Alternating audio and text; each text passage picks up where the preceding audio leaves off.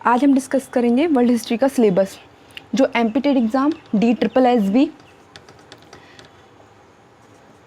केंद्रीय विद्यालय NVS जितनी भी कॉम्पिटिटिव एग्ज़ाम्स अभी आने वाली हैं उन सभी के लिए ये जो सारे टॉपिक हैं कहीं ना कहीं ये कुछ टॉपिक ऐसे हैं जो पर्टिकुलर किसी एक सब्जेक्ट में किसी एग्ज़ाम में आएंगे, किसी में नहीं आ रहे हैं। बट क्या है, उनसे जो क्वेश्चंस बनते हैं तो हमें एक टॉपिक नहीं पता है तो हम दूसरे टॉपिक के क्वेश्चंस नहीं बना पाएंगे, है ना। तो हमने ऐसा ही पूरा सिलेबस एनालाइज़ किया, सारे टॉपिक्स मिला के उनमें से एक डिटेल्स सिलेबस निकाला है। तो पहले देखते हैं जैसे एंशिएंट सिविलाइजेशन में अभी देख लेंगे तो हमें कौन से सिविलाइजेशन पढ़ने हैं, जैसे मेसोपोटामिया, इजिप्ट, ग्रीस, रोम। तो ये क्या है, ये पूरा हम देखो वर्ल्ड हिस्ट्री जो हम पढ़ते हैं वो पूरा यूरोपियन कॉन्टिनेंट के कॉन्टेक्स्ट में पढ़ते हैं कि हम देखते हैं इन्होंने कॉलोनीज़ कहाँ कहाँ बनाई हैं, जैसे हम ब्रिटिश कॉलोनी देखते हैं, फ्रेंच कॉलोनीज़ देखेंगे, ये सारा। तो जो पूरा जो यूरोप सेंट्रिक वर्ल्ड हिस्ट्री है वो तो सबसे इम्पॉर्टेंट है ही, उसको तो पढ़ना ही पढ़ना है। और हमें जो पढ़ना है जैसे क्या है, हम जैसे सिविल सर्विस के लिए पढ़ते हैं वैसे बिल्कुल भी नहीं, हमें कॉन्सेप्ट क्लियर चाहिए। बट हर एग्ज़ाम में जैसे कि DSSB हुआ, मैं सारे क्वेश्चन सॉल्व करूँगी, मैं सभी सब्जेक्ट्स के PYQs भी लाई हूँ, हम वो भी सारे देखेंगे। हमें क्या क्या देखना है, हमें टाइमलाइन देखनी है मोस्ट इम्पॉर्टेंट, हमें उनकी डेट्स याद करनी है और हमें ये देखना है कि कौन सा कैरेक्टर कहाँ पर क्या कर रहा है। जैसे नेपोलियन बोनापार्ट के जितने भी उसने अभियान किए हैं, जितने भी उसने कब नेपोलियन कोड लागू किया है वो भी याद करना है, कितने लोग थे, कितने मेंबर थे, कब फ्रेंच रेवोल्यूशन हुआ, उसकी डेट, मतलब डेट ईयर ही नहीं, उसकी डेट भी क्या है कि कौन सी डेट में कौन से देश का संविधान लागू है, ये सब हमको देखना है। तो अभी सबसे पहले हम सिलेबस में ये देख लेते हैं कि कौन से हमें टॉपिक कवर करने हैं। तो मेनली पहले एंशिएंट सिविलाइजेशन, ये वर्ल्ड हिस्ट्री में पढ़ रहे हैं तो हमें हमारे इंडिया में भी इनके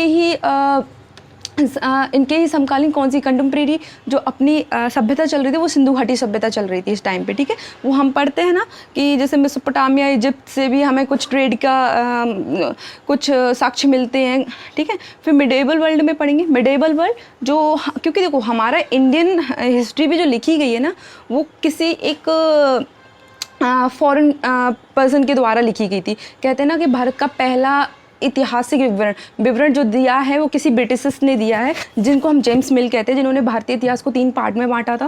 पहला बांटते हैं वो हिंदू काल में, दूसरा बांटते हैं वो मुस्लिम काल, तीसरा बांटते हैं वो ये ब्रिटिश पीरियड, है ना। बट हमारे जब नेशनलिज्म मूवमेंट हुए हैं, कुछ हमारे राष्ट्रवादी उभर के आए हैं, उन्होंने बोला ये बस गलत है, ये इनका डिवाइड इस प्रकार नहीं करना है ना। फिर आगे हम देखते हैं मिडेवल वर्ल्ड सभी के लिए, इसको हर बुक में, हर अगर कंट्री में अगर इसको भी डिनोट किया गया है, इसको ब्लैक पीरियड के नाम से ही जाना गया है, क्योंकि जितनी भी साइंटिफिक खोज है सब कुछ बंद कर देते हैं, धर्म का प्रभाव अधिक बढ़ जाता है यहाँ पर, है ना, मिडेवल टाइम में। फिर कुछ एम्पायर पढ़ने हैं, ऐसे साम्राज्य, जैसे कि हमारे यहाँ पर जो साम्राज्य चल रहा था, सबसे पहले जो हम साम्राज्य, एक मौर्य साम्राज्य ऑब्वियसली सबसे बड़ा साम्राज्य, है ना। और फिर हम ये देखते हैं और मौर्य साम्राज्य, इधर हम देखते हैं सिकंदर का साम्राज्य यूनान में चलता है, रोमन में क्या चल रहा था, चाइनीज़ में कौन सा किंगडम चल रहा था, ये देखेंगे, है ना। और फिर टाइम पीरियड, ये टॉपिक वो हैं जो सब ओवरलैप कर रहे हैं ना, इसलिए इनको अभी प्रॉपर एक सिलेबस अभी डिस्कस करेंगे। फिर कॉलोनियलिज्म आ जाएगा, इम्पेरियलिज्म आ जाएगा, यूनिफिकेशन मूवमेंट देखेंगे जिसमें जर्मनी इटली का यूनिफिकेशन देखेंगे, जापान में जो मेजी रिस्टोरेशंस ये देखेंगे कि जापान में मेजी रिस्टोरेशंस क्या थी, सेंट्रल एशियन नॉर्मेट्स अपन ट्राइब्स देखेंगे, मंगोल्स देखेंगे कि मंगोल्स कौन थे, क्या थे, कैसे इनकी रेवोल्यूशन, क्या इनका कल्चर रहा है, ओके। अब जो हमारा एक प्रॉपर जो सिलेबस है हम उसको एक बार देख लेते हैं। जैसे ये PY बुक है, कलाम, अरविंद भास्कर, अर्जुन प्रताप, बहुत अच्छी बुक है। हम इसमें ये क्या है, जो पर्टिकुलर जो बनाई गई है ना, ये असिस्टेंट प्रोफेसर के लिए, बट हमें इसमें DSSB के भी दिख जाते हैं, हमें NBS के भी क्वेश्चंस, जैसे आप देख सकते हो DSSB PGT 2018, DSSB 18 का है। इसमें हमें सारे स्टेट के टेट के एग्ज़ाम्स दिख जाते हैं जो भी PGT लेवल पे होते हैं, है ना। तो इसका एक ब्रॉड सिलेबस देख लेते हैं। कि विश्व इतिहास की यात्रा हमें कैसे करनी है, कैसे पढ़ना है।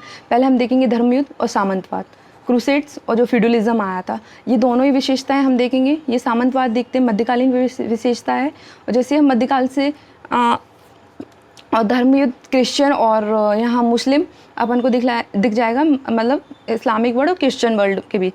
फिर अपन रिनेसांस देखते हैं। रिनेसांस मतलब पुनर्जागरण, रीबर्थ, इसको अभी डिटेल में समझेंगे ये क्या है। फिर हम देखते हैं रिलीजियस रिफॉर्म्स होते हैं, जिसमें महत्वपूर्ण भूमिका मार्टिन लूथर किंग निभाते हैं।